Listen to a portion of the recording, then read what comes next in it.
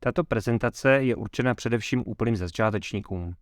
Cílem je poskytnout vám úvod do Unreal Engineu, ukázat naprosté základy, princip práce s ním a především, jaké jsou další možnosti. Dozvíte se, co Unreal Engine dokáže a kde pokračovat v dalším studiu v případě, že vás něco zaujme. Takže pojďme na to. Unreal Engine od Epicu je především známý jako herní engine, ale není to zdaleka jediné pole jeho působnosti. Epic jej poměrně úspěšně prosazuje i v dalších oborech, a to především v architektuře, filmovém a televizním průmyslu, v živých přenosech, ale i v oblasti automotiv a pro nejrůznější průmyslové simulace a vizualizace.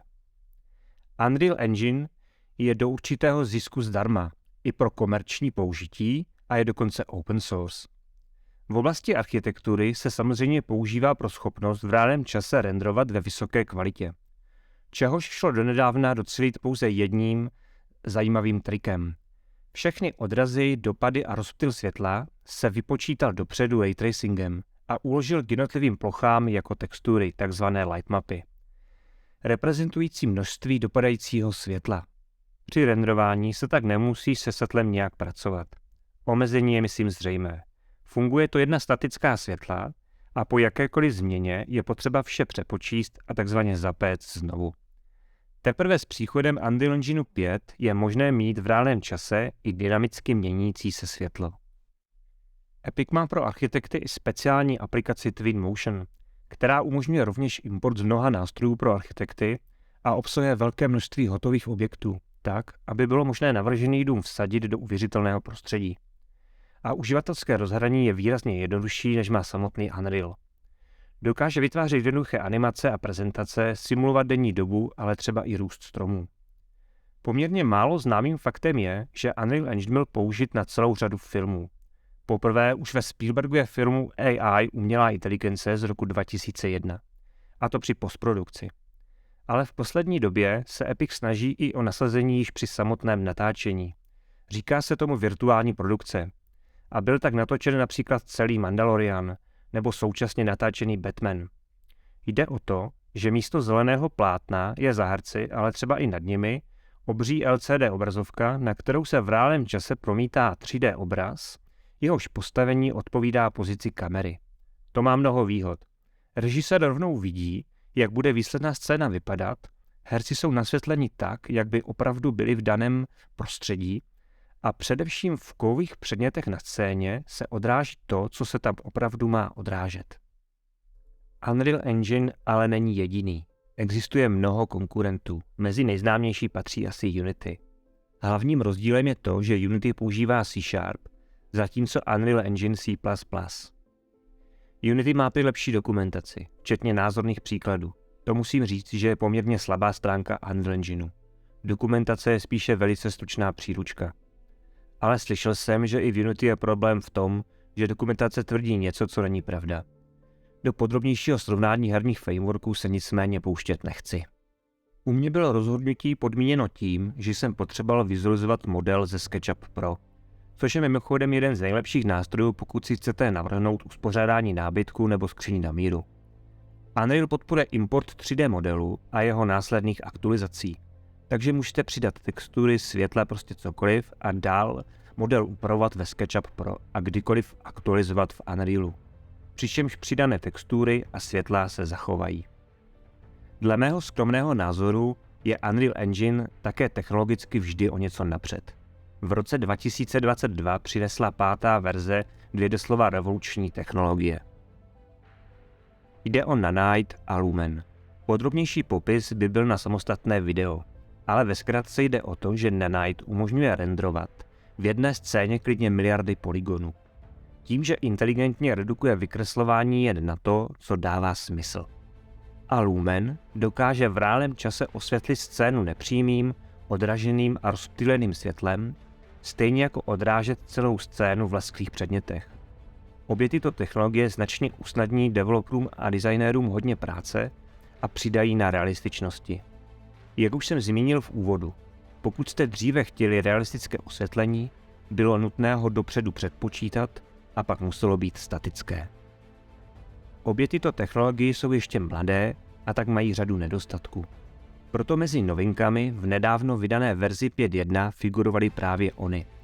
Konkrétně šlo o podporu na Night pro stromy a trávu, což nyní umožní mít stovky tisíc stromů najednou v jedné scéně.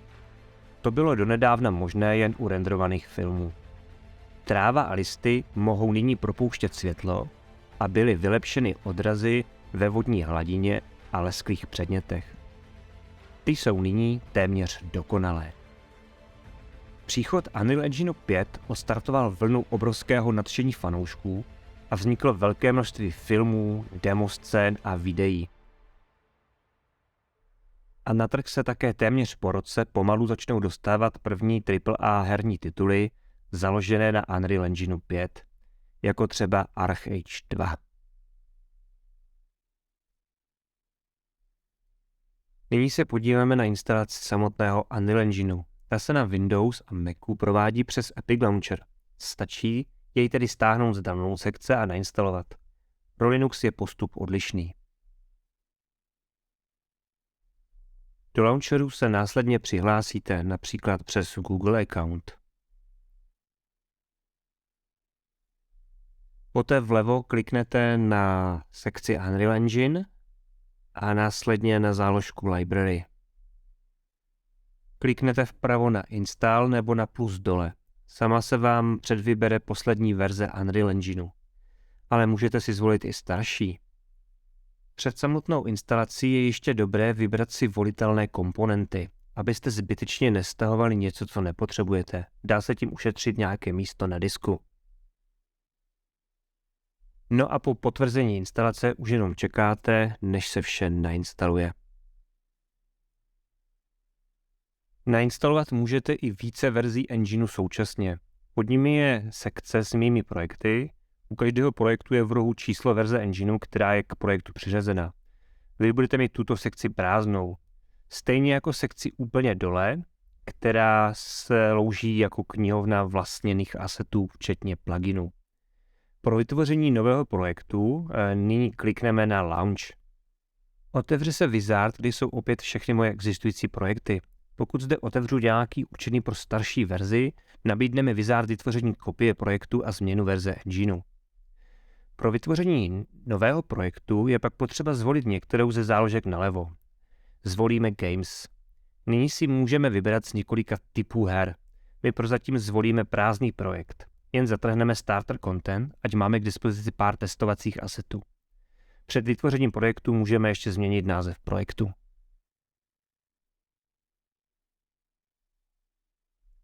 Když se vám otevře nový projekt, uvidíte tuhle hrůzu. Mám na mysli ten stín s dírami.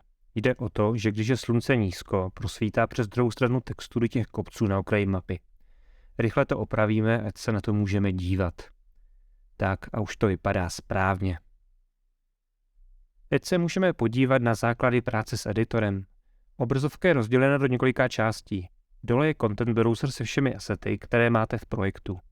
Napravo vidíte atributy právě vybraného objektu, ale také atributy právě zobrazeného světa, mapy. Tlačítka v pravé horní části obrazovky ovládají chování editoru a nalevo lze měnit režim a typ zobrazení. A úplně nahoře je lišta pro přepínání režimu práce, přidávání nových objektů do scény a spouštění projektu. Pokud jste při vytvoření projektu zaškrtli, že chcete mít k dispozici starter content, najdete několik různých asetů přímo v Content Browseru. Pokud ne, je možné je přidat přes tlačítko Add Feature and Content Pack a Content. Všechny asety, u kterých to dává smysl, je možné jednoduše přetáhnout přímo do scény. S vybranými objekty lze ve scéně následně manipulovat pomocí myši, tažením za šipky gizma v jedné nebo více osách, což je občas nepraktické, takže lze použít kombinace kontrolu plus levého nebo pravého tlačítka myši pro pohyb ve vodorovných osách či obou tlačítek současně pro pohyb ve vertikální ose. S klávesou Shift lze místo objektu hýbat se scénou, což se hodí pro posun na delší vzdálenost. Klávesou E se můžete přepínat do režimu rotace, klávesou R do režimu změny velikosti. Zpět na pohyb pak klávesou V. Pokud chcete objekt položit na zem, lze použít klávesu End. Pomocí klávesy Alt lze objekt duplikovat. A pokud chcete zadat nějakou přesnou hodnotu, můžete použít samozřejmě postranní panel. Do číselných polí lze zadat i matematický výraz, tedy například 90/2, přičemž úhlové jednotky jsou ve stupních a délkové v centimetrech. Pro pohyb ve scéně stačí stisknout pravé tlačítko myši a jejím pohybem se rozhlížet. Za stálého držení pravého tlačítka se lze také pohybovat, stejně jako je to běžné u her. Klávesou dvojité V dopředu, klávesou S dozadu a klávesami A a D do stran. Nahoru a dolů pak pomocí Q a E. Kolečkem lze během pohybu zrychlit nebo naopak zpomalit. Výchozí rychlost pohybu lze také přednastavit zde. Jemnějšího posunu lze dosáhnout také prostředním tlačítkem a pohybem myši. Přes klávesu F jde rychle přejít k vybranému objektu a podržením klávesy Alt a levého tlačítka se lze kolem objektu otáčet. Za domácí úkol můžete zjistit, co dělá Alt a pravé tlačítko myši. Pořádek v objektech lze udržovat v Outlineru, kde můžete vytvářet složky, přesouvat do nich objekty a vypínat viditelnost. Pokud nějakou složku přes kontextové menu nastavíte jako Current, budou se do ní přidávat všechny nově přidané objekty, abyste je nemuseli přesouvat. Může se také hodit rozdělit si viewport do více pohledů. Chcete-li do scény přidat stromy, trávu nebo keře, bylo by poměrně pracné dělat to způsobem, který jsme si zatím ukázali. Proto existuje tzv. Foliage režim, který umožní tyto objekty doslova kreslit do mapy. Jen si tam přetažením vyberete jeden nebo více objektů, které se budou náhodně střídat. Objekty musí být speciálního typu. Pokud tam přetáhnete obyčejný static mesh, nabídne vám editor konverzi na správný typ. Pak si jen můžete zvolit šířku štětce či intenzitu tahu a můžete kreslit. Pro obrovské mapy by bylo i toto kreslení příliš pracné, takže existují i sofistikovanější postupy, procedurálně generované světy. Pro zajímavost, maximální velikost mapy byla ve verzi Unreal Engine 5.1 rozšířena z 22 km na úctyhodných 88 milionů kilometrů. A to už je podle mě pořádná mapa. Dalším užitečným režimem je Landscape. Zde v tabu Sculpt lze terraformovat krajinu. Opět pouhým kreslením. Jde to tedy i jinými způsoby, například importem reálných geografických dat, a lze tady toho dělat ještě více. Ale o tom až jindy. Ačkoliv Unreal Engine není modelovací nástroj, od verze 5 má modelovací režim, který slouží především na rychlé prototypování. Dokáže vytvářet primitivní tvary, provádět nad nimi nejrůznější deformace a transformace, ale i generovat složitější tvary, a to hned několika způsoby, například na základě mnohoúhelníku nebo pomocí takzvaného Cube Gridu, který dokáže velice snadno modelovat objekty v mřížce. Jen označíte nějakou oblast a pomocí klávesy E ji necháte narůst nebo zase zmenšit přes dvojité V. Přes Z se lze přepnout do takzvaného corner módu. V něm lze stejnou operaci aplikovat jen na vybrané hrany a dělat tak šikmé plochy. Pozor na to, že ve výchozím stavu tento nástroj vygeneruje static mesh, tedy základní neměnný objekt. A pokud se pokusíte o následnou modifikaci, vytvoří se vždy nový objekt, což nemusí být žádoucí. Proto je možné zvolit jako výstupní typ Dynamic Mesh, který je sice náročnější, ale lze jej upravovat do nekonečna.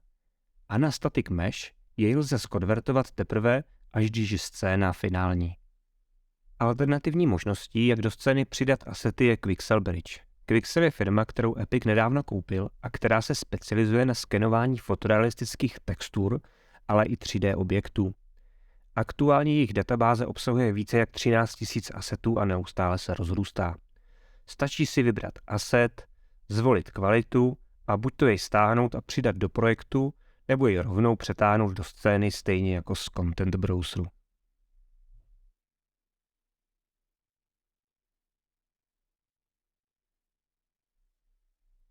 Vraťme se ale nyní na chvíli zpět do Epic Launcheru. Ten, i když je ukrutně pomalý, představuje velice významný prvek celého Unreal Engine ekosystému.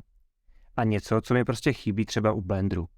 Tím myslím Marketplace, tedy místo, kde najdete všechny oficiální ukázkové projekty přímo od Epicu, na kterých si můžete velice snadno, téměř na jedno kliknutí, vyzkoušet v podstatě ihned, co Unreal Engine dokáže. Ale také veškerý komunitní content, který pro Unreal Engine vznikl. A je toho opravdu hodně. Epic podobně jako u her dává 4 asety měsíčně v hodnotě několika tisíc zdarma. Například teď, v době vzniku tohoto videa, tedy v lednu 2023, jsou zdarma asety v celkové ceně 9,5 tisíce korun. Navíc jsou časté sezónní slevy a spousta velmi zajímavého kontentu je trvale zadarmo nebo za pár korun. Takže není až tak velký problém za nějaký čas získat skoro zdarma stovky asetů. Najdete zde kompletní hotové mapy, nejrůznější pohádkové světy se stylizovanou grafikou, středověké hrady, hororová prostředí, samozřejmě postavy, zvuky, animace, textury, ale třeba i asety pro architekturu, modní průmysl a další. Co mě osobně překvapilo, jsou 3D modely vojenské techniky od granátu až po letadlovou loď.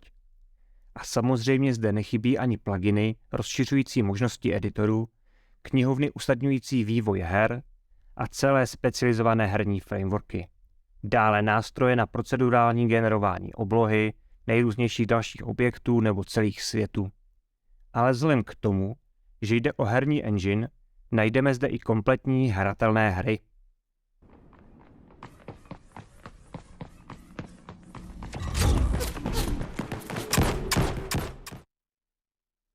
Abychom pořád nekoukali na totéž, můžeme si nyní vytvořit jiný ukázkový projekt, tedy buď to hru z pohledu první osoby, která vypadá takto, stačí spustit tlačítkem play a je možné okamžitě hrát. Lze dokonce vzít zbraň a střílet.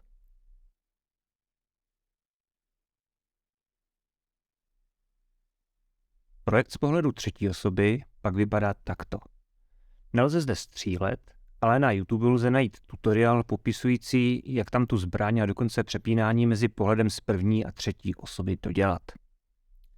Než se pustíme do programování, ukážeme si jednu důležitou část každého herního engineu, a to fyzikální simulace. Přidáme do scény primitivní tvar, například kouly. Pak stačí v panelu Details pouze aktivovat pro vybraný objekt fyzikální simulaci a spustit projekt. Není nutné spouštět vše, lze pustit pouze režim fyzikálních simulací. V tomto režimu není hráč a lze s objekty manipulovat. Pomocí Alt můžeme kouli několikrát duplikovat a zkusit, co se stane. Tohle nevypadá moc realisticky, že? Vypnu mřížku, koule mi trošičku posunu a pustím to znovu. To už vypadá lépe. Lze nastavit také intenzitu tlumení rotačního a lineárního pohybu a hmotnost, která se ve výchozím stavu počítá z hustoty. Hustota se bere z takzvaného fyzikálního materiálu. Ten na rozdíl od klasického materiálu nedefinuje vizuální stránku, ale fyzikální vlastnosti. V základu je k dispozici několik ukázkových materiálů jako kov a guma. Kliknutím na ikonu lze materiál otevřít. Vidíme zde parametry jako index tření, ale i samotnou hustotu, která je pro mě z naprosto nepochopitelných důvodů uvedena v gramech na centimetr krychlový. A ještě nepochopitelnější je, že tam nejde dát hodnotu menší než 0,09. Tedy nic s hustotou menší než 90 kg na metr krychlový nejde vytvořit. Nicméně jde to vyřešit tak, že je zde položka Raise Mass to Power, která slouží k simulaci dutého materiálu, kdy 1 je plný materiál a 0,1 je minimální hodnota. Tím lze hmotnost snížit pod těch 90 kg na metr krychlový. Fyzikální materiál se také používá, potřebujete-li například odlišit zvuk kroku podle povrchu nebo třeba reakci materiálu na oheň a tak dále. Je důležité uvědomit si jednu věc. Cokoliv přetáhnete do scény, nevytváříte kopii, ale pouze instanci, tedy referenci na daný objekt. Všechny parametry v Details panelu jsou tak vázaný pouze na aktuálně vybraný objekt, konkrétní instanci. Totéž platí pro kopírování objektu přes Alt. Opět se vytváří další reference na tentýž asset. Když ale na objekt kliknu pravým tlačítkem a zvolím Edit, edituji již přímo vlastnosti assetu, které jsou společné všem jeho instancím ve scéně. V našem případě jde o static mesh, tedy prostý 3D model, a pro něj lze nastavit výchozí fyzikální materiál, ale i texturu a jde zde provádět některé základní úpravy, jako třeba vytvoření zjednodušeného kolizního modelu. Editor také umí pro každou instanci objektu najít jeho předlohu. Z viewportu to lze přes pravé tlačítko a Browse to Asset. Zobrazí se daný objekt v Content Browseru. A teď pozor, podle cesty vidíte, že je ve složce Engine.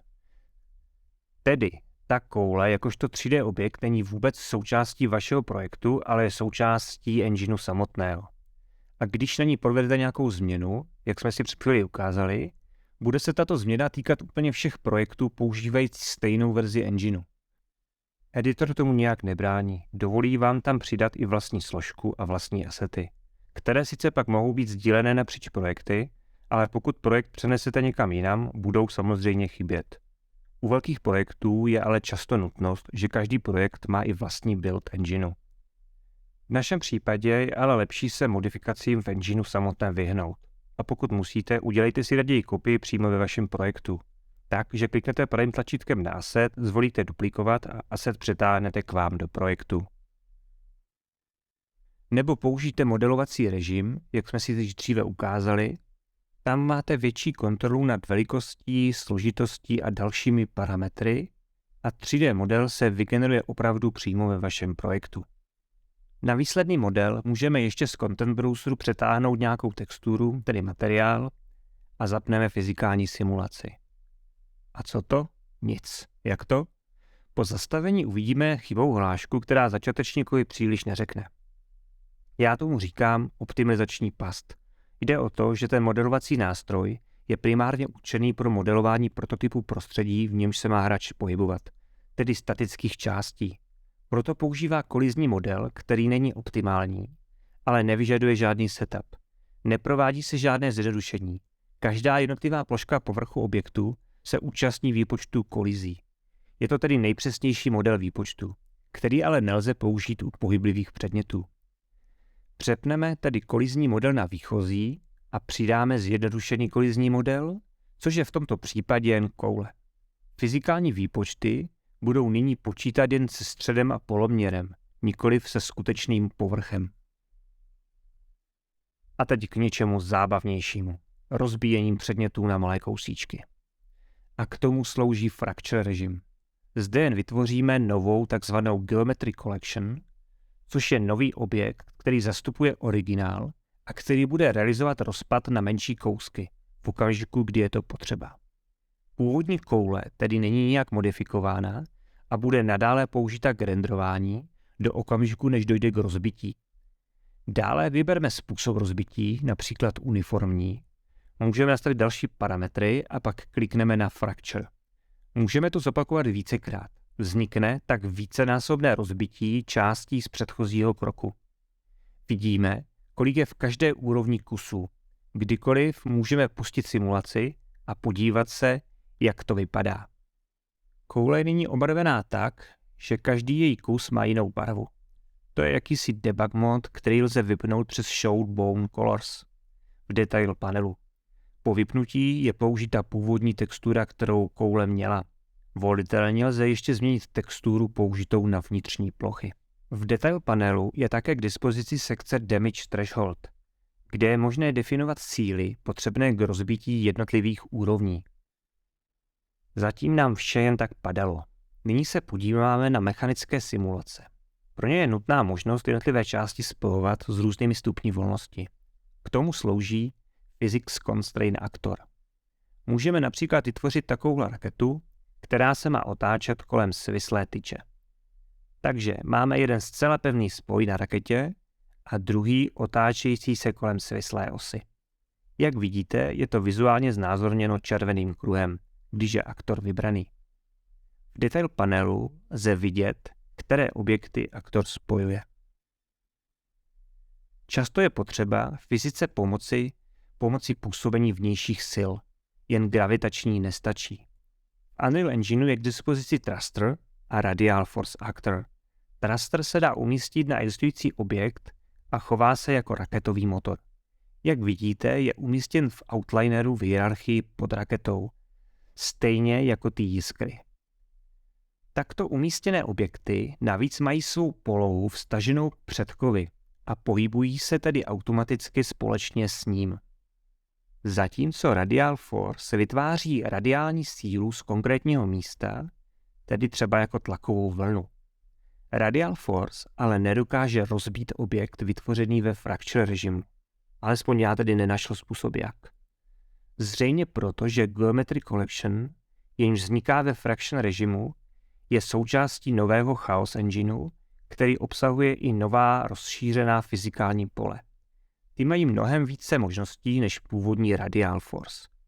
Engine složce, pokud ji nevidíte, lze zapnout zde v Settings, najdete několik předpřipravených výukových fyzikálních polí. Jejichž název začíná na FS. Jde o FS Master Field, FS Bomb Field Prototype, FS Unhot Field Generic a FS Sleep Disable Generic. Pomocí Master Field lze simulovat radiální směrovou sílu, ale i rotační sílu a hlavně objekty rozbíjet. A to jak rázovou vlnou, tak naopak pomalým narušováním spojení mezi jednotlivými díly, tedy jako třeba takový požár. Bomb Field Prototype, jak název napovídá, simuluje výbuch bomby. Unhot Field naopak definuje oblasti, které mají držet pohromadě a nemají se rozbít. Sleep Disable pak dokáže definovat oblasti, kde se má fyzikální simulace zcela vypnout, čehož se využívá pro úsporu výkonu, například na místa, kam hráč nevidí a nemá smysl tam nic simulovat. Dá se s tím fakt hezky vyhrát. Zde je ukázka spojující více typů polí. Pomocí 3 Masterfield polí se simuluje postupný rozpad betonové desky, která drží na zdi pomocí Unhot Fieldu, a po dopadu úlomků na zem se simulace ukončí pomocí Disable Field pole. A když k tomu ještě doplníme částicové, tedy particle efekty v podání Niagara subsystému, vypadá to podle mě už celkem zajímavě. Tohle je jen můj skromný pokus. Určitě to jde mnohem lépe. Niagara subsystém toho umí opravdu hodně. Lze jim simulovat oheň, kouř, vodu, ale také exploze a další efekty. Umí reagovat na okolí a vnější podněty. Takže lze použít pro ptáky nebo brouky, jejichž pohyb nechcete animovat ručně. Nový Niagara systém lze přidat zde v Content Browseru přes tlačítko Add nebo pravým tlačítkem myši a zvolíme Niagara systém.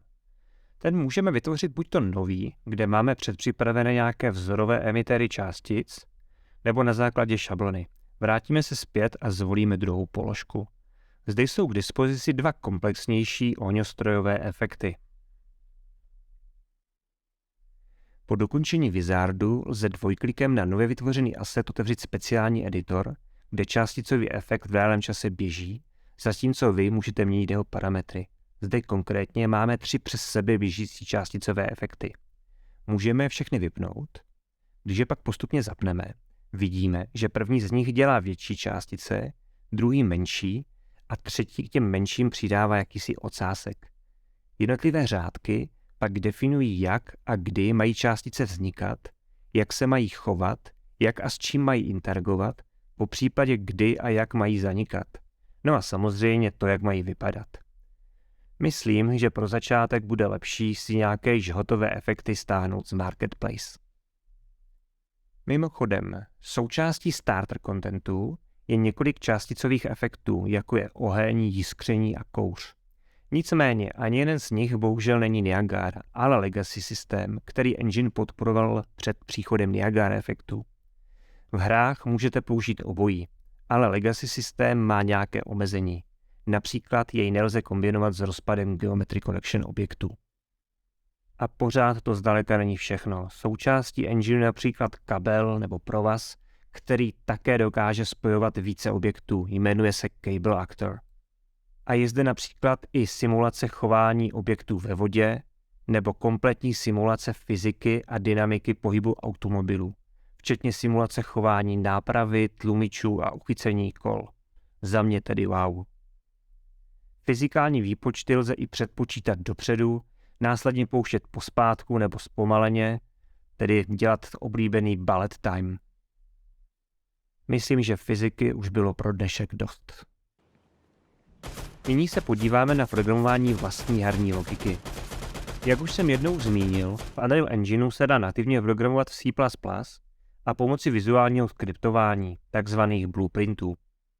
Pomocí pluginu třetích stran lze dále tyto možnosti rozšířit, například o JavaScript a dokonce i o Kotlin. A Epic sám chystá podporu vlastního programovacího jazyka Verse. My se ale nyní podíváme na blueprinty. Ty jsou v Unreal Engineu velice dobře integrované a široce podporované. Každý blueprint je vlastně vizuálním ekvivalentem C++ třídy a vždy musí nějakou třídu extendovat. Blueprinty jinak nabízí vše, na co jsme zvyklí z jakéhokoliv jiného programovacího jazyka. Nový blueprint lze vytvořit z horní lišty přes New Empty Blueprint. Editor vám přímo nabídne několik základních typů. Mezi ty nejběžnější patří aktor, jeho potomek pawn a jeho potomek charakter.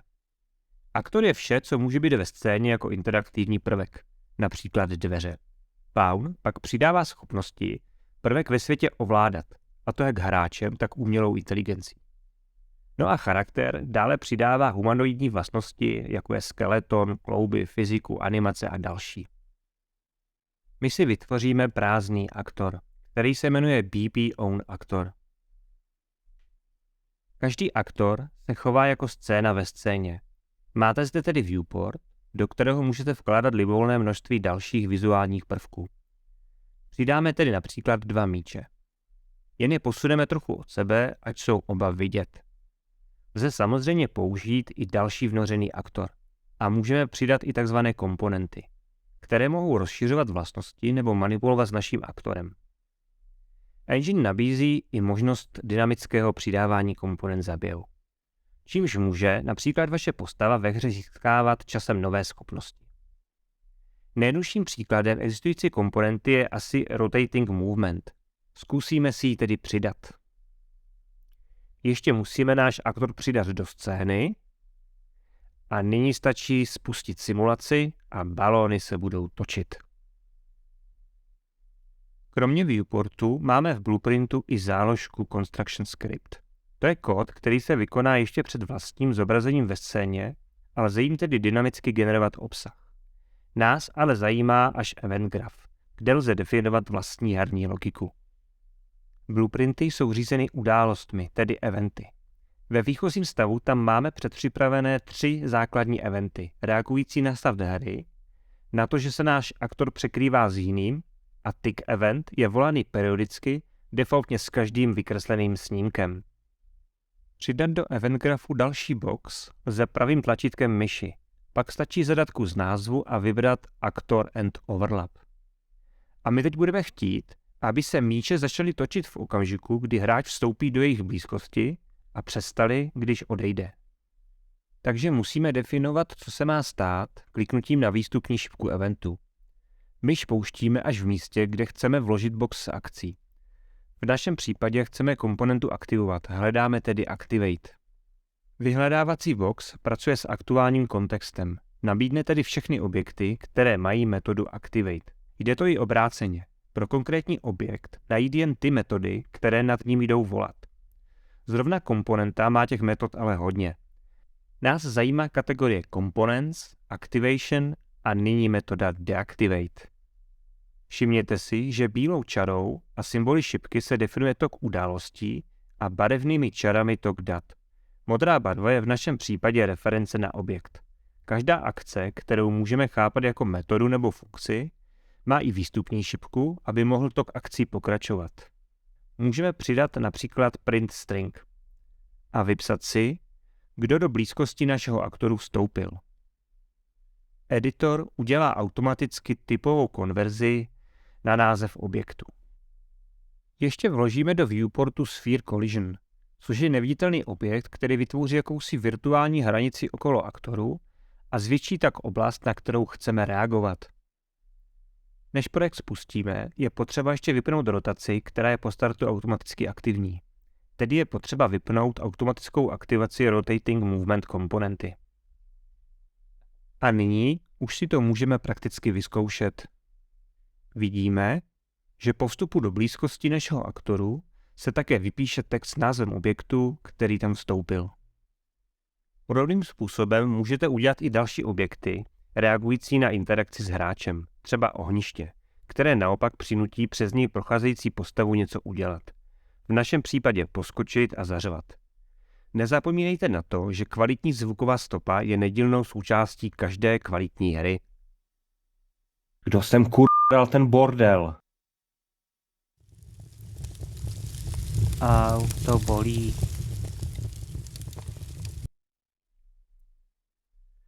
Pojďme nyní alespoň v rychlosti udělat něco, co vypadá jako skutečná hra. Zkusíme něco jednoduchého, jako třeba hru nahoněnou. Budeme mít NPC postavu, která za námi poběží. Au, to bolí.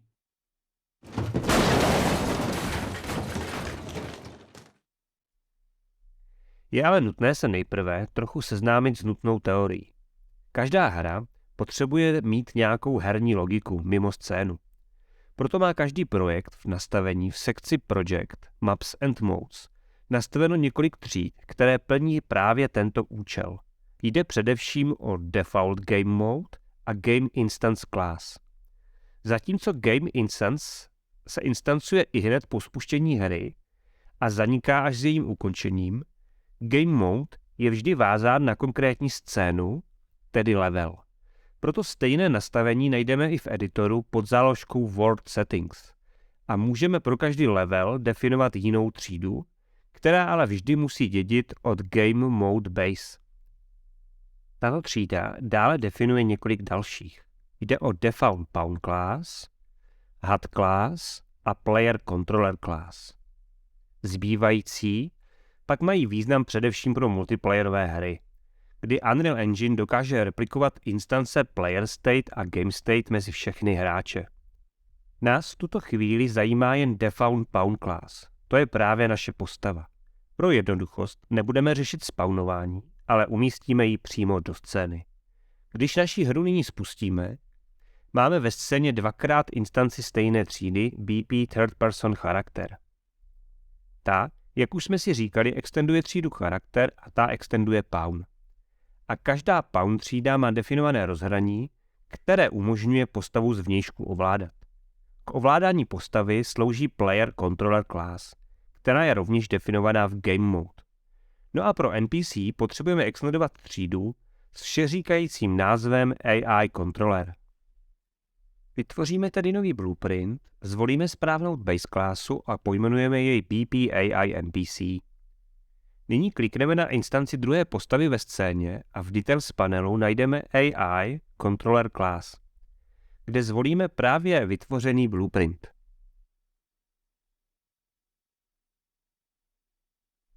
Ten si nyní otevřeme a zavoláme metodu AI Move To. Bude se volat ihned po startu a je nutné ji předat také kdo a kam má jít. Kdo je naše NPC postava? Referenci na ní získáme přes metodu getControlledPawn. A cíl jsme my sami, takže přes getPlayerCharacter. Aby to fungovalo, musíme udělat už jen jednu věc, a to umístit do naší mapy Nav Mesh Bound Volume, což je prostor, kam chceme dovolit, aby naše NPC mohla chodit. S tiskem klávesy P se zobrazí zelená plocha znázorňující, kam se může naše NPC postava dostat. Je potřeba ji náležitě zvětšit. Editor sám pak vypočte místa, kam je a není možné se dostat na základě nastavení, které můžete upřesnit v dalším objektu, který vznikl spolu s Nav Mesh Bounds Volume, a to Recast Nav Mesh. Nyní už jen stačí hru spustit. A vidíte, že postava nás od okamžiku startu začne ihned následovat. Když nás chytne, jenom se zastaví. Ten okamžik se zavolá onSuccess větev, kde můžeme například 2 sekundy počkat a pak zavolat metodu Sleep, kterou jsem si předem vytvořil. Jen musíme přetypovat player charakter na konkrétní třídu, kde je tato metoda definovaná. Správný postup je samozřejmě použít interface nebo ještě lépe komponentu, která tento event bude definovat generičtějším způsobem. Dvojklikem můžeme snadno přejít na místo, kde je definována a zjistit, co dělá. Vlastně jen přehraje zvuk, zakáže nám s postavou pohybovat, zapne fyzikální simulaci, která bude s postavou hýbat místo nás a zapne kolizní model. Nevýhoda našeho NPC je, že nás stále vidí. Nedá se kam schovat, což není moc přirozené a očekávané chování.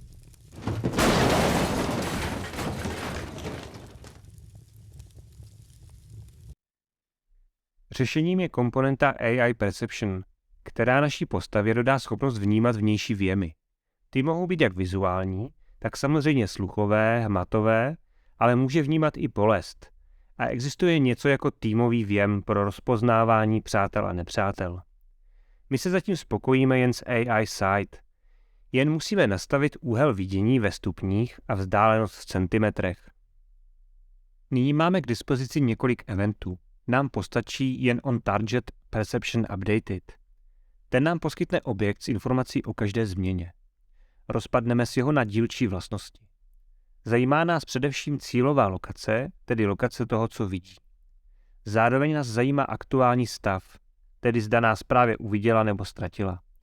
Tento stav použijeme pro rozhodovací podmínku. Pokud nás vidí, chceme, aby se pohybovala k nám. Pokud nás ztratí z dohledu, chceme, aby šla na místo, kde nás viděla naposledy. Implementace v tomto stavu je již funkční, ale má to ještě nedostatky. AI Move Tool totiž netrvá na tom, že musí najít cestu až úplně k vám, ale prohlásí za úspěch i to, když se přestanete hýbat a i neexistuje způsob, jak se k vám dostat blíže. V dokumentaci se o tom samozřejmě nic nedočtete. Je tedy nutno provést vhodnou následující kontrolu. Například zkontrolovat vzdálenost pomocí Get Distance To a pokračovat jen pokud je menší než nějaká hodnota. Protože v praxi má každá NPC postava mnoho stavů, jen tímto postupem se brzy dostaneme do situace, kdy bude logika příliš složitá a nepřehledná. Proto existuje tzv. Behavioral Tree, což je vlastně stavový automat, kterým lze zvlášť řešit chování v různých stavech a přechody mezi stavy. My se proteď spokojíme s tím, co máme, a jen se podíváme, jak by naše hra vypadala s jinými postavami a v jiném prostředí. A to v podstatě bez jakékoliv práce, protože jsem použil jen existující postavy z marketu. Myslím, že na úplně první hru to není zas tak špatné. Chci také zmínit, že blueprinty se dají debugovat, lze používat breakpointy, monitorovat stav proměnných, je k dispozici i nějaký refactoring jako vytvoření makra nebo funkce. Související bloky lze obalit komentářem pomocí klávesy C, což výrazně zlepšuje přehlednost. A stejně jako všude i jinde, i zde platí, že špagety nejsou žádoucí. Takže je lepší členění do menších oddělených bloků a využívat funkcí nebo maker. Podíváme se také na to, co umí charakter klasa. To je na Unreal Engineu jedna z velmi zajímavých věcí a klidně by vydala na několik hodin povídání. Prázdná charakter třída definuje kapsel komponentu pro zjednodušený výpočet kolizí a v ní pak arrow komponentu definující orientaci v prostoru. Dále obsahuje mesh, tedy samotný model postavy, a také charakter movement komponentu, která definuje fyzikální chování, tedy rychlost chůze, běhu, výška skoku, hmotnost, akceleraci a další. Přesně tato komponenta je tím rozhraním, které umožnilo našemu AI kontroleru ovládat pohyb NPC. Když se podíváme na konkrétní implementaci z third person projektu, uvidíme navíc ještě kamera boom a follow kamera. Skrz tuto kameru vidíme postavu během hry. Kamera boom definuje vazbu mezi postavou a kamerou, stejně jako samozřejmě vzdálenost kamery. Umí detekovat kolize, přizpůsobit svou polohu a vzdálenost tak, aby postava byla stále vidět. Umí také simulovat dynamiku, tedy setrvačnost změny polohy. Samotná charakter třída obsahuje veškerou logiku, kterou by postava měla mít, včetně interakce s okolím, stav zdraví, inventář, získané dovednosti a tak dále. A to jak přímo, tak samozřejmě přes komponenty. Nicméně součástí sample projektu je jen minimální nutná implementace proto, aby se hýbala, tedy jen mapování eventů z vnějšího prostředí na charakter movement komponentu. Zdrojem těchto eventů je Enhanced Input Local Player Subsystem, což je novinka v Unreal Engineu 5.1.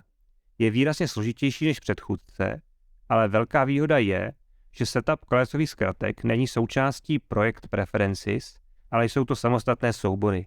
Takže je výrazně snazší přenést je mezi projekty nebo sloučit více projektů do jednoho.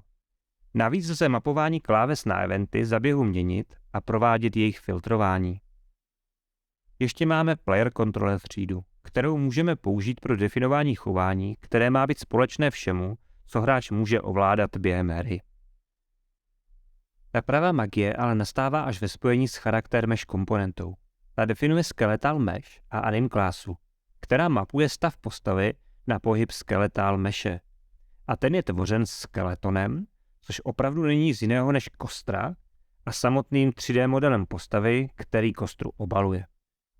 Možností, jak skeleton ovládat, je obrovské množství, od animací až po inverzní kinematiku a fyzikální simulaci pohybu.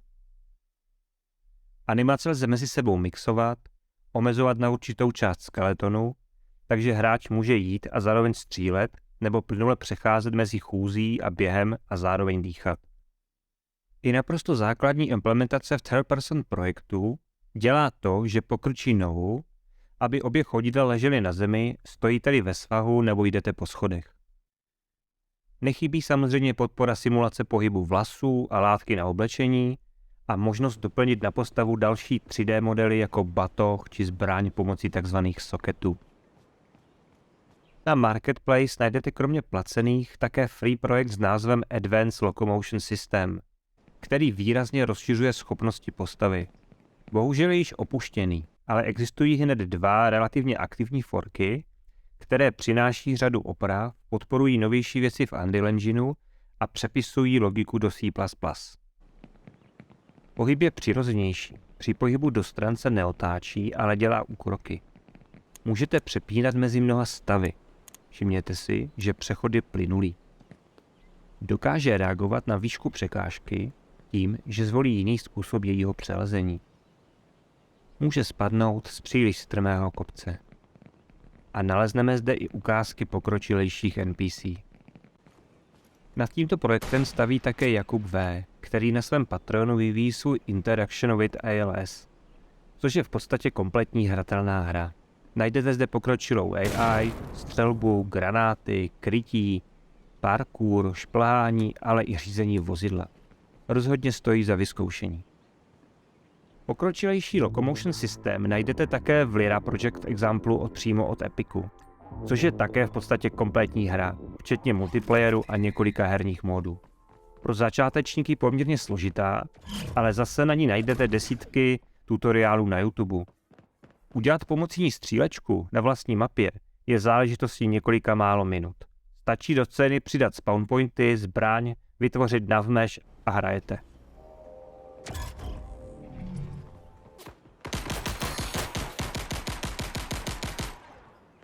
Mimochodem, skrývá se tam jedna minihra na motivy mé srdcovky z dětství. Kdo poznáte, o jakou hru jde?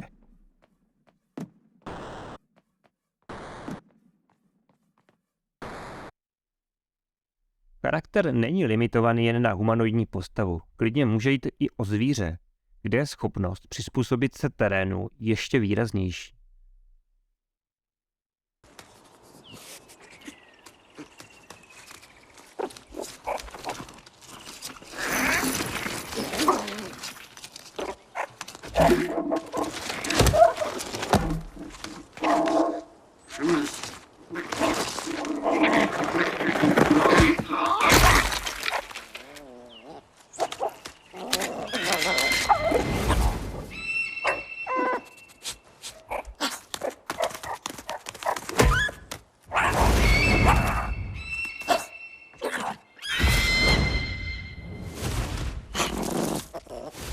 Prezentace se chýlí ke konci, nicméně Unreal Engine obsahuje spoustu věcí, na které se vůbec nedostalo. Například materiály, UI toolkit, kterým lze do her dělat uživatelská rozhraní, videosekvencer na tvorbu cutscén, díky rendering queue je možné renderovat i celé filmy. Dále podpora VR nebo multiplayeru. Vůbec jsme nemluvili o možnostech práce se zvukem,